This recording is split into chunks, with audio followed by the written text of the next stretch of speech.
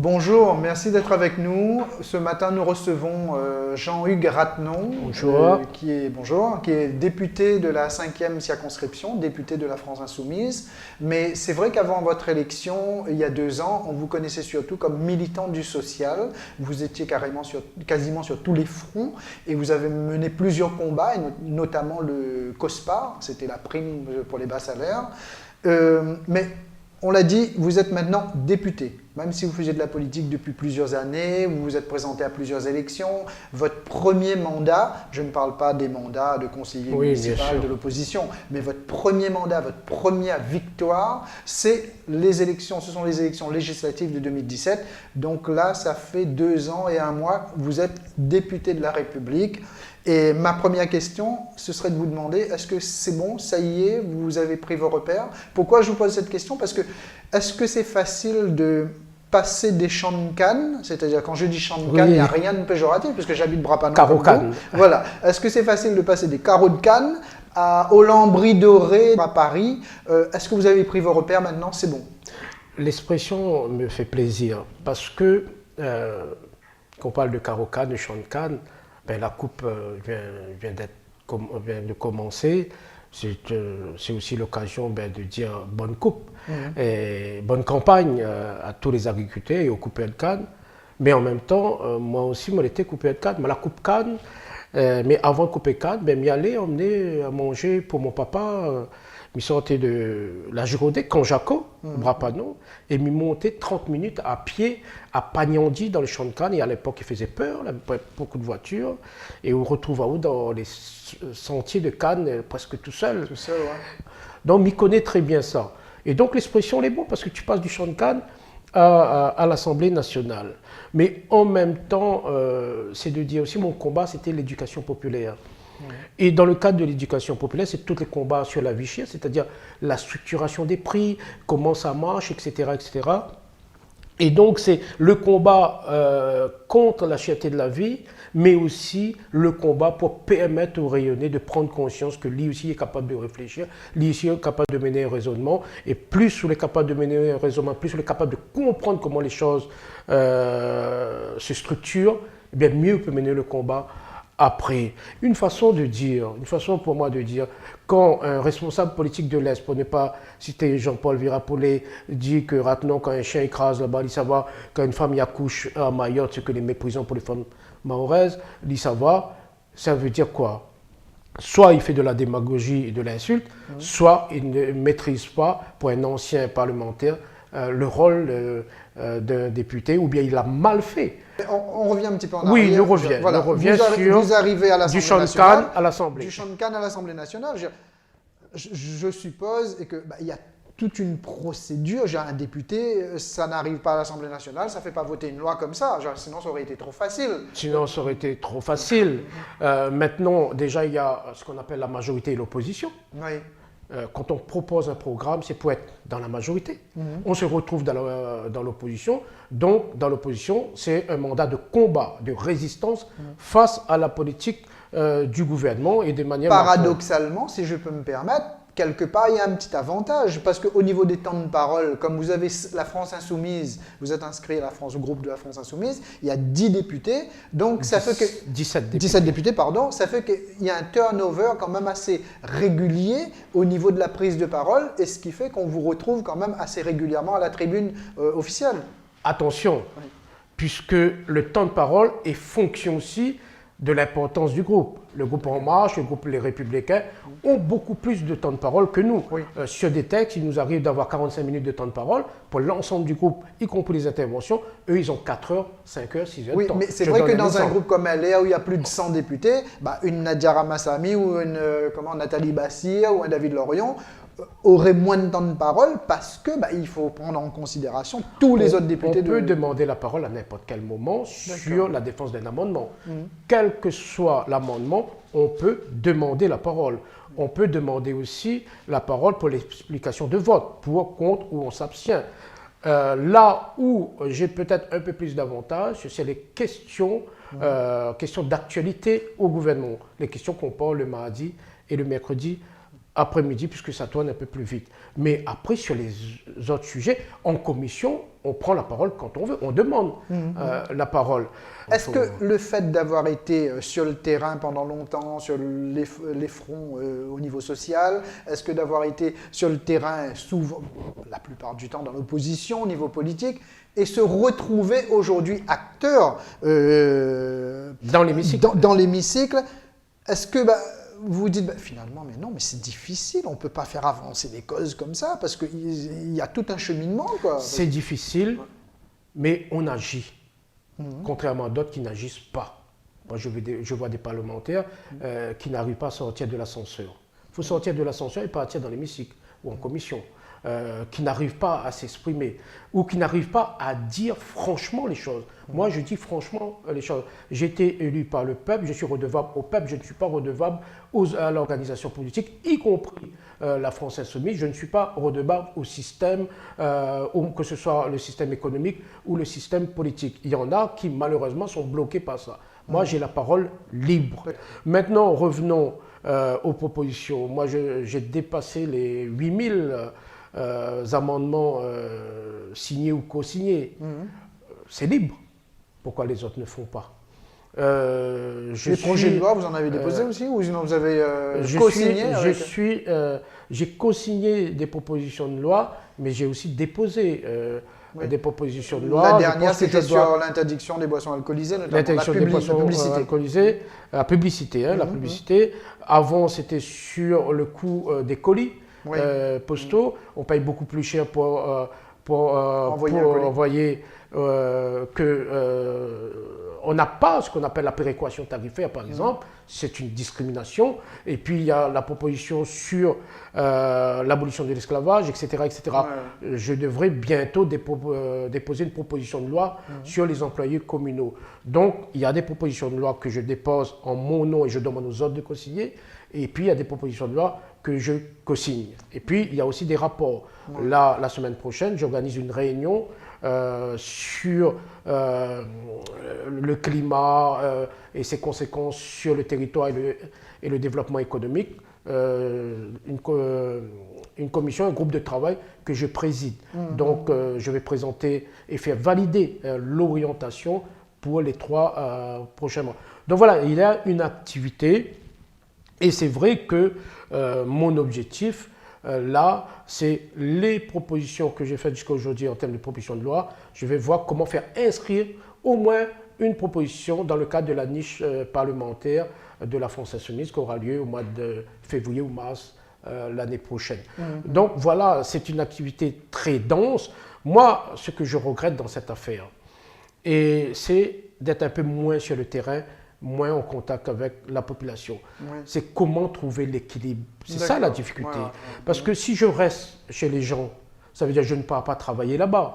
Si je reste là-bas, on me dit, ouais, il y a Piaou, ça roulait par ici, par là-bas. Il y a des personnes que je rencontre de temps en temps et au bout de 3-4 mois, commencent à dire, oui, mais Wapiaou, là, avant t'es Waou. Ben oui, mais si je passe mon temps à voir les gens tout le temps, ben ça veut dire quoi? Je ne reçois pas à la permanence parlementaire. Ça veut dire que je ne travaille pas avec mes collaborateurs. Ça veut dire que je ne travaille pas à l'Assemblée nationale dans l'hémicycle. Ça veut dire que je ne travaille pas en commission. Ça veut dire que je ne travaille pas en audition. Parce que c'est vrai qu'au-delà de la tribune officielle, ce qu'on voit à la télé, il y a un gros travail qui se passe en coulisses. Ce qu'on voit à la télé ou sur ma page Facebook, c'est 5% du travail. Parce que tout le gros travail se passe dans les coulisses. Avant, quand il faut poser une question en 2 minutes, au bout de 2 minutes, on vous coupe. Donc il faut arriver à synthétiser, à bien peser ses mots, etc. etc. Donc c'est un gros boulot. Honnêtement, je travaille beaucoup plus aujourd'hui qu'avant, mais c'est un travail qui me plaît, c'est passionnant, c'est un combat. Et moi, je suis heureux. Hier, j'ai passé une très bonne journée. J'ai reçu des syndicats ici à La Réunion. Et j'ai réussi à régler un dossier social, humanitaire. Donc, oui, hier, en fin de journée, j'ai dit à mon collaborateur, j'ai dit, écoutez, on sert à quelque chose. Oui, Je dis, d'accord. ça m'arrive C'est de justement dire- c'est ce que j'allais vous demander, parce que quand on est député maintenant et quand on se retrouve dans ce milieu-là, à l'Assemblée nationale, par exemple, je prends la vie chère. On en parle depuis que La Réunion est département français, voire même bien avant. La vie chère, la vie chère, la vie chère, la vie est beaucoup plus chère ici qu'en métropole. Vous-même, vous avez mené ce combat au sein de l'Observatoire des prix. Est-ce que le fait d'être député aujourd'hui, vous sentez que concrètement, ça peut faire avancer le schmilblick? Et si oui, comment? Et si c'est non, pourquoi? Et c'est pour ça qu'il faut continuer à mener la bataille politique et électorale. Nous allons y revenir tout à l'heure. Je prends un exemple. Ma proposition de loi sur les colis postaux. Les familles habitent ici, son enfant est là-bas. De temps en temps, on voit une petite affaire. C'est le lien avec sa terre d'origine. C'est le lien, ça dépasse. Toute la tradition, que ça soit cuisine, etc. C'est interne, c'est culturel, c'est identitaire, c'est la famille, c'est tout cela. Ben, on paye 3-4 fois plus cher, nous, rayonnés par rapport aux gens de l'Hexagone. Mais comment se fait-il que je fais une proposition pour modifier la loi, pour que la péréquation tarifaire s'applique aussi ici? Comment se fait-il qu'il y a des parlementaires à La Réunion qui ne signent pas cette Mais vous les avez proposition? contactés? Mais bien sûr, j'ai contacté par 3 reprises. J'ai demandé à mon collaborateur d'envoyer la proposition de loi pour qu'il co-signe. Et en premier lieu, co-signe, mais aussi fasse des propositions d'amendement. Il faut modifier ça, arrange ça comme ça, etc. etc. Je n'ai pas de réponse. Je renvoie. Pas de réponse. Je demande d'appeler le cabinet pour dire est-ce que vous avez bien reçu notre proposition? Et puis, au bout du 3e rappel, il faut déposer. Il faut déposer. Mais imaginons... Vous êtes en train de nous dire qu'on a 6 députés à La Réunion, 4 sénateurs, 7 députés, pardon. Même si ne travaille pas trop, il fait 6. 7 députés à La Réunion et 4 sénateurs. Vous voulez dire que si les 11 parlaient d'une même voix et travaillaient ensemble, ça aurait pu faire avancer davantage les choses? Mais évidemment, c'est créer le rapport de force. Moi, au lendemain de l'élection législative, le constat c'est quoi? En Marche n'a pas de parlementaire à La Réunion. C'est une chance considérable pour nous. Ça veut dire quoi? On n'est pas du même camp politique, on peut créer le rapport de force. On peut exiger. Et pour que En Marche, demain, ait la possibilité d'avoir des élus, il faut qu'ils travaillent pour La Réunion. Donc il faut qu'ils nous écoutent. Qu'est-ce qui s'est passé? Il y en a qui ont basculé. Oui, qui sont partis, qui ont rejoint En Marche. Et pour quelle raison? Est-ce que En Marche, est-ce que ce gouvernement, est-ce que le président de la République a servi de manière spécifique l'intérêt de La Réunion? Non. Donc, mais pourquoi vous avez basculé? C'est pour des raisons. Pourquoi? C'est la question que je pose. Est-ce que parce que vous avez quelques soucis judiciaires? Est-ce que parce qu'il faut faire des arrangements pour être réélu ou bien placer un tel ou un tel là-bas? C'est ça la politique? Moi, ça ne m'intéresse pas. Ça ne m'intéresse pas. C'est pour cette raison que je combats En Marche, parce qu'En Marche est un poison pour La Réunion, et je combats tous ceux qui pactisent avec En Marche. C'est un combat politique dans l'intérêt du peuple. Sur l'amendement Virapoulet, je fais un rapport. Il y a les préconisations du rapport, approuvées presque par tout le monde. Il y a des réunions de travail pour prendre une orientation. Il y a des parlementaires qui participent. Hop, quand arrive la réforme constitutionnelle qui a été stoppée par l'affaire Benalla, quand on peut demander la suppression ou la modification en profondeur de l'amendement Virapoulet, mais il y en a qui courent. Et quand je présente la proposition, et ça on peut voir sur les vidéos, ça, quand je présente la proposition en délégation des Outre-mer, la délégation valide à l'unanimité ma proposition, y compris le président de la délégation, qui est En Marche. Mais vous avez une députée de La Réunion qui envoie un courrier pour dire qu'elle n'est pas d'accord. Ben viens, dis-la. Viens exprimer. Alors même qu'au début, elle était d'accord. La députée, on peut donner son nom? Madame Nathalie Bassir. D'accord. Donc l'ordre vient d'où? Pourquoi tu étais d'accord hier ou aujourd'hui tu n'es plus d'accord? Oui. Donc ça veut dire quoi? C'est quoi ton raisonnement? Est-ce que c'est un raisonnement politique pour faire avancer La Réunion?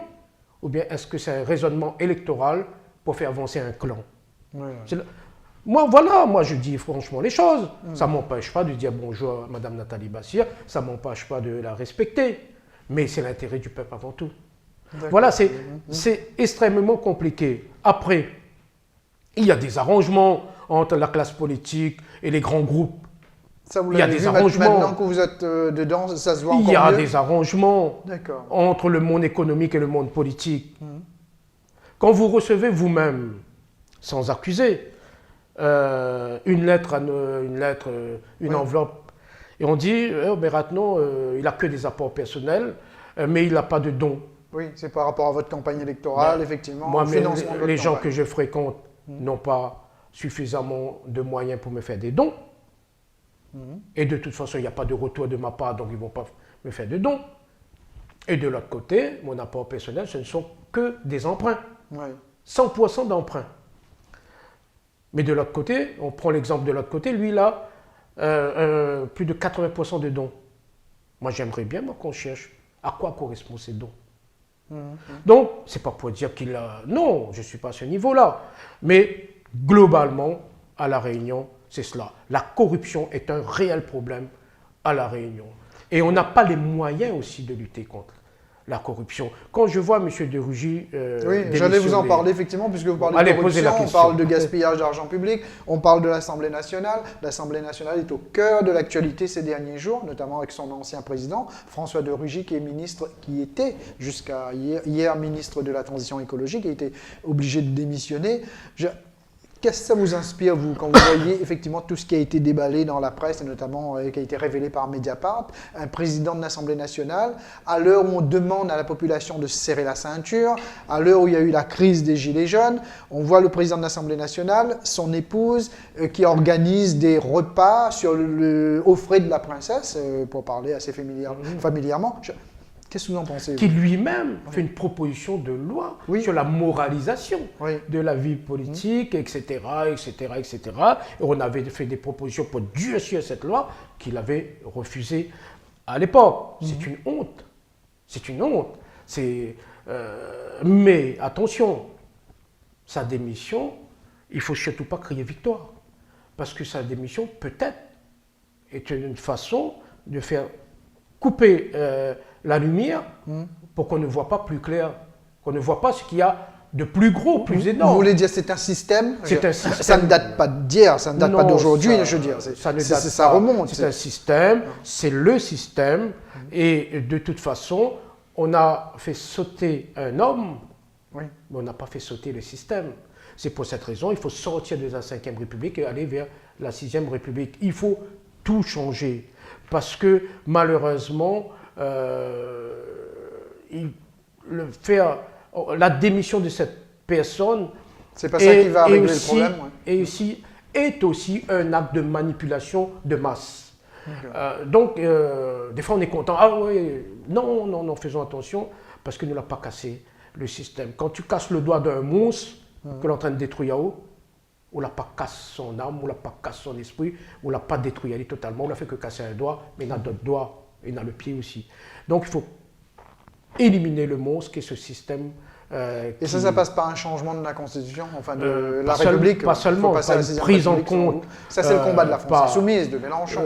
C'est une prise en compte aussi par le peuple de ses capacités. Je reviens au problème de la vie chère. Oui. Un parlementaire, c'est quelqu'un qui parle, qui s'exprime, qui porte la voix du peuple.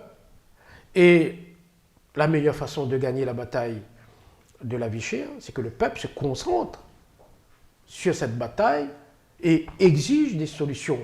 Pour cela, il faut créer le rapport de force. Et le parlementaire que je suis porte cette voix. Et porte cette voix jusqu'à dans l'Assemblée nationale. Je croyais que ça allait être le cas lors du mouvement Gilets jaunes. Malheureusement, c'est arrêté en cours de route. Et c'est là qu'il faut faire très attention. Parce que des fois, on dit qu'il faut souffrir pour être beau.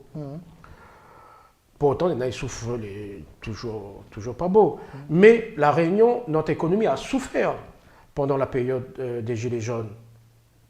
Mais le fruit n'est pas arrivé. Il y a eu des dégâts, mais le fruit n'est pas arrivé. Parce qu'on n'est pas parti jusqu'au bout. Donc voilà. Mais attention, là vous faites presque un appel à la révolution sociale. Pas du tout. Moi, M. Monrouge, j'ai l'habitude de dire ce que je pense et de dire que le pouvoir au peuple, c'est pas dans la préfecture avec les hauts fonctionnaires qui sont au service de l'État.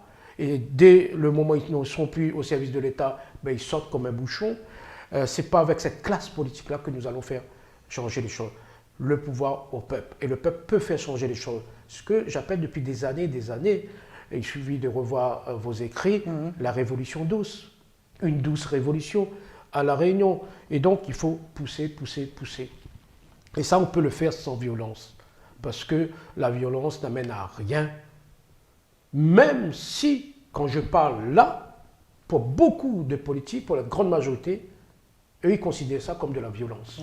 Parce qu'ils n'ont pas l'habitude d'entendre ce genre de paroles libres et honnêtes. Révolution 12, dites-vous, est-ce qu'il faut passer par un changement de statut aussi?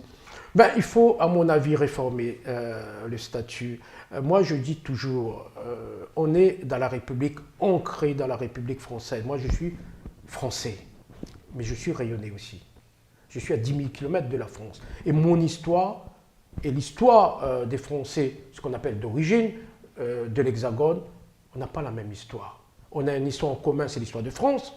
Mais moi, mes ancêtres viennent de Madagascar, viennent de l'Inde, de la Chine, de l'Afrique, du Mozambique, etc. Donc il faut aussi qu'on nous libère, qu'on nous laisse avoir un regard franc, un regard d'intérêt aussi, dans une relation gagnant-gagnant, donnant-donnant avec ces pays-là. Je pense que l'Afrique, Madagascar, l'Inde, l'Afrique a beaucoup, peut nous rapporter beaucoup, comme nous, on peut rapporter beaucoup aussi à ces pays. Donc, sortir dans cette relation directe avec la France et ouvrir nos relations dans le cadre, je le dis très bien, dans le cadre de la République française. Jean-Hugues Rattelon, il nous reste à peu près 5 minutes, ça passe très vite parce que c'est une émission qui dure 30 minutes. J'ai le 5 minutes pour parler des municipales de Bras-Panon parce que vous serez candidat aux municipales à Bras-Panon en 2020. Pourquoi il y a eu une hésitation au début? Vous vouliez pousser quelqu'un, soutenir quelqu'un, c'est Stéphane Picot, je crois, il s'appelle. Je ne sais pas, moi je n'ai jamais annoncé ça. Mais maintenant, après, parce qu'entre-temps, vous avez démissionné de votre mandat de conseiller municipal de l'opposition, et là, vous revenez et vous êtes candidat au municipal à Bras-Panon. Pourquoi Quand je démissionne de mon mandat de conseiller municipal d'opposition, c'est pour accompagner le mouvement des Gilets jaunes. C'est de prendre le président de la région au mot. Un homme, un mandat, une fonction. Un mandat, une fonction.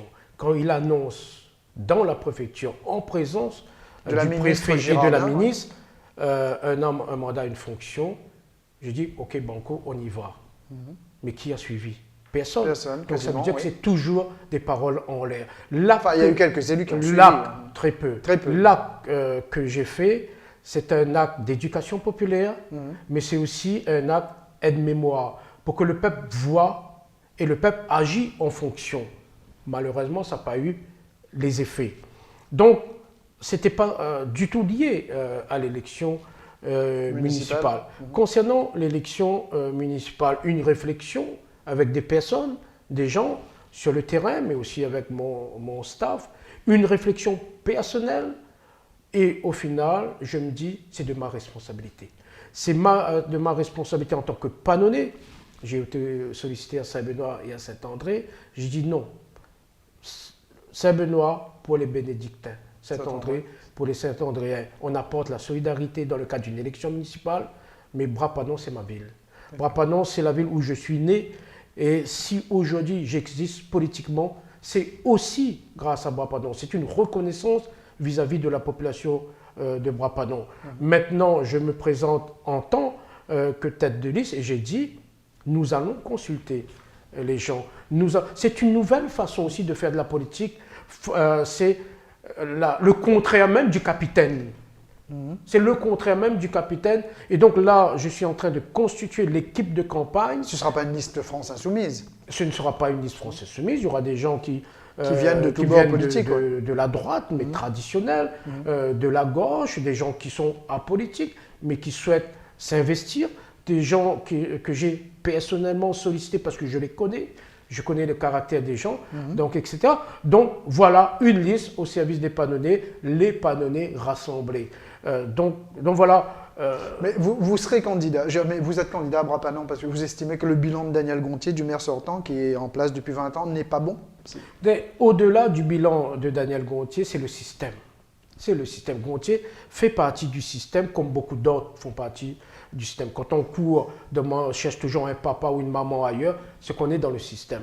Donc, Daniel Gontier fait partie du système, et si on est dans le système, on ne pourra jamais aller au-delà de ce qui est fait. Et ce qui est fait, c'est quoi? C'est que le chômage reste toujours de masse, mais Brapanon est très ancré dans un chômage de masse. La pauvreté continue à grandir sur le territoire, pas seulement sur Brapanon, mais aussi sur les communes à côté. On voit que le maire actuel, lui-même, il est en panne.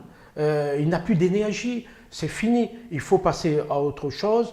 Et la bataille de Brapanon, ce n'est pas uniquement la bataille de Brapanon, c'est la bataille pour la Réunion. D'accord. Mais vous prenez un risque, Jean-Yves Gratton, parce que si vous perdez cette élection, et on sait que vous aimeriez vous présenter également régional de 2021, est-ce que ça ne risque pas de ternir un peu votre image et de casser une dynamique? Écoutez, je ne suis pas là pour l'image. Je ne suis pas là pour faire des calculs avec toutes les précautions. Non, je pense que je risque d'être un cas unique en France où quelqu'un qui est déjà député revient sur une très petite commune. D'autres vont venir sur des grandes communes avec d'autres enjeux. Et oui, ça fait à peine 2 ans que je suis élu, contrairement à toute la classe politique.